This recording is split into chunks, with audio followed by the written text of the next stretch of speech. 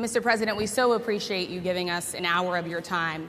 A little later. People coming in are taking your job. Project 2025. I think we have to leave it there by the Trump team. All right. So leave it. That is the last word. Thank you so much, Mr. Trump, for coming today and joining us. Well, thank you very much. They've been telling us. No, the former president didn't stay on for an hour at the National Association of Black Journalists, mostly because he isn't used to answering questions about his well-documented history of racism. I want to start by addressing the elephant in the room, sir. A lot of people did not think it was appropriate for you to be here today. You have pushed false claims about some of your rivals, from Nikki Haley to former President Barack Obama, saying that they were not born in the United States, which is not true. You have told 4 congresswomen of color who were American citizens to go back to where they came from. You have used words like animal and rabid to describe black district attorneys. You've attacked black journalists, calling them a loser, saying the questions that they ask are, quote, stupid and racist. You've had dinner with a white supremacist at your Mar-a-Lago resort. So my question, sir, now that you are asking black supporters to vote for you, why should black voters trust you after you have used language like that? Before I let this guy make a complete ass of himself, remember, as ABC's Rachel Scott pointed out, all these instances of his racism are being brought up because of his desire to get black voters to trust him. Well, first of all, I don't think I've ever been asked a question in such a horrible manner. First question. You don't even say, hello, how are you? Are you with ABC? Because I think they're a fake news network, a terrible network. And I think it's disgraceful that I came here in good spirit. I love the black population of this country. I've done so much for the black population of this country. He's given the energy of, I've always done right by you people. This is despite his entire history of bigotry. So when he was asked about the Republican Party's new N-word for a black American that hasn't been confined to what he calls black jobs, he melted down like a toddler. Some of your own supporters, including Republicans on Capitol Hill, have labeled Vice President Kamala Harris, who is the first black and Asian American woman to serve as vice president and be on a major party ticket, as a DEI hire. Is that acceptable language to you? And will you tell those Republicans and those supporters to stop it? How do you define DEI? Go ahead. How do you define diversity, equity, inclusion? Okay, yeah, go ahead. Is that what your definition? That is give me a literally definition the words then. Would you give me a definition DEI. of that? Give me a definition of that. Sir, I'm asking you a question, a very direct question.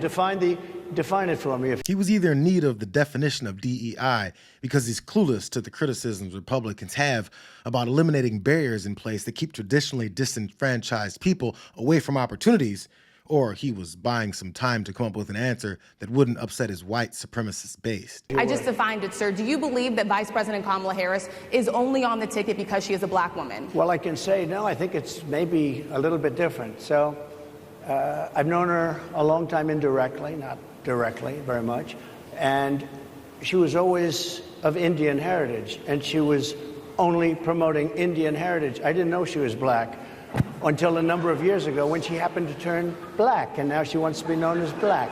So I don't know, is she Indian or is she black? She has always identified as a black woman. She went to a historically black college. I respect either one, but she obviously doesn't, because she was Indian all the way, and then all of a sudden she made a turn, and she became a black person. Just to be clear, sir, do you believe that she is... I think somebody should look into that, too, when you continue in a very hostile, nasty tone. It's a direct question, sir. Do you believe that Vice President Kamala Harris is a DEI hire, as some Republicans have said? I really don't know. I mean, I really don't know. Could be. There are some, and there are plenty. I know this lady right over there, Harris, is a fantastic person who just interviewed me at length. He ended that flurry of bullshit by shouting out his one black friend in the room, Fox News' Harris Faulkner, who he insulted by characterizing her as one of the good ones that wouldn't ruffle his feathers by asking about his attitude towards people that he wants support from.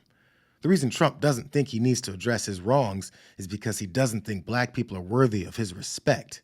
And the reason he insulted Harris Faulkner like that is because he knows she'll fulfill his expectations. So much of what America is focused on today, and so much of what that started with all that emotion and the gotcha moments from the interviewer who was seated directly to his left, has really overtaken the fact that we had an opportunity to talk with a president who walked into a racial storm yesterday.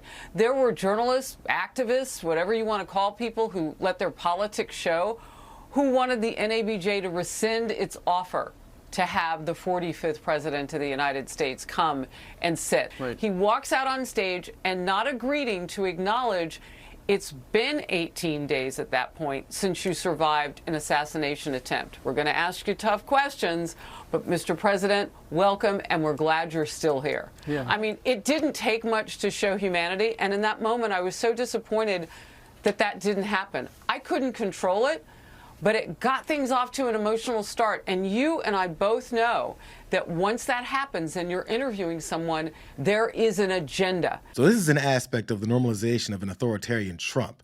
This guy is running to be the president of the United States again. After tons of people died and suffered during his term in office, after voters refused to give him another term, and after a lifetime of blatant disrespect and aggressive racism and misogyny. He and Harris Faulkner expect journalists, whose job it is to ask candidates how they plan on securing votes. They expect Rachel Scott to praise him for surviving an assassination attempt before asking him why he expects votes from people that he's refused to acknowledge matter. Why would he work for those people, for those lives of those people that mean nothing to him? It's a racial storm if you ask about his hurricane of racism, but it's not a racial storm to call your opponent a hoe and a DEI hire while purposely mispronouncing her name, because as he said, her name doesn't matter. But like the pompous person that he is, his campaign and minions are following his lead off of this cliff. Donald Trump saying he didn't know that Kamala Harris identified as anything other than Indian until recently. Right behind us here on the video board, we've been seeing a number of headlines, articles showing that Kamala Harris was first sworn in as one of the first Indian American senators, and a number of headlines that speak to her Indian, South Asian history, her heritage background anyways. Nothing illustrates the limit of MAGA knowledge like his campaign feeding rally-goers headlines as information about a VP Harris's blackness. There's no self-awareness. There's no adjusting to the situation Big Mouth just put them in. And there's definitely no memory of Trump editing his whiteness. Well, I think I probably know Donald better than anyone on this panel. Forgive me if anyone thinks differently. But I recall in his book, The Art of the Deal, Laura, when Donald Trump identified himself as Swedish, right? Because he didn't want to acknowledge that his father was German and his mother was Irish, and he thought that that would play better to those who were patronizing his businesses. So can we call the question his past of self-identifying as first Swedish, then German, and then Irish whenever it's convenient? Donald doesn't know the difference between ancestry and race. He doesn't want to know the differences, nor does he understand the nuances of how people self-identify. And in case people don't believe Omarosa, I got a couple of headlines too. But I went on to read and found this. In his book, The Art of the Deal, Donald Trump reaffirmed the myth of his family's origins, writing that his father's father came to America from Sweden as a child. In reality, Fred Trump's father, Frederick Trump, immigrated to the United States from the German city of Karlstadt as a teenager in 1885.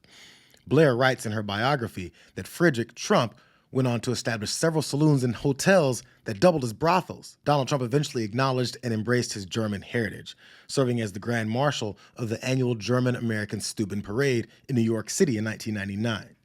In a video message for the 2011 event, Trump touted his grandfather's immigration story and recalled the earlier parade. We passed Trump Tower, 69 stories. I looked up and I said, "This is a long way from Karlstadt," he said, referring to his grandfather's hometown. "I'm a proud German American," Donald Trump added. I don't think I have to explain how ridiculous it is for this guy to have literally claimed a completely different ethnicity for decades while ranting in front of the NABJ over whether or not Harris is black or Indian when she's literally both. Maybe this is why the white supremacists that support Trump are so dead set on against what his buddy Nick Fuentes called mixed up families, because they can't keep track of how much to hate someone based on their race and ethnicity. It confuses them. Now let's get back to some really bad damage control from Fox News. So he walked into an extremely hostile environment. She asked the 5 questions that I guess angered her the most about him all at once without even saying hello. And it ticked him off. He's a human being. He said, okay, this is kind of catching me by surprise. So, I mean, it seems to me you probably, in that situation, you should really be briefed ahead of time that you're probably going to be walking into a hostile environment. I think it caught him by surprise. I also don't think that it's a winning issue to bring up Kamala Harris, Indian, black. It doesn't matter. Right. You're just running against a Just Democrat. issues. And that's what I think the thing is. President Trump is so unaware of race and gender. A lot of people say, wow, you don't talk to women like that. You don't talk to minorities like that. He's like, I'm running against that person. That's all he sees. And we all know this by now. You know, Kilmeade actually said that Trump is so unaware of race and gender that all he sees is the person that he's running against. He never characterizes and judges people based on race or gender. All this while he's literally running a campaign based on how black or now not black, how female, how cackling, and ultimately how unqualified Kamala Harris is because of these factors. It's why his allies that are thinking keep asking him to focus on issues, because all it's been is racial and gender-based character attacks reminiscent of 1955. This revealing episode is just another sign that Trump world is wildly frustrated with having to face off with a person that they've never seen as anything other than a lesser individual, which ironically kept them from ever considering any criticism of her other than basic played-out misogynoir. And their lack of a substantive argument is on full display. You know, if you were working for the Donald Trump campaign, when you were watching this, it was like watching a baby crawl across the interstate at night. You just couldn't look, and they couldn't get him off that stage fast enough. And, you know, this is a long campaign. You can't hide Donald Trump. And what's happened is, you know, I've seen this before in campaigns. When campaigns, a candidate thinks they're going to win, and then that gets pulled back from them. That can be a devastating moment for them. And very few candidates have the emotional maturity to deal with that well. They have to adjust and they have to come back. I don't think Donald Trump has the ability to adjust here. I think this is the Donald Trump, the angry Donald Trump, embittered, you owe me, why are you stopping me from what is my rightful, I already am president of the United States, people just don't realize it. And I think it's extraordinarily unattractive to most Americans.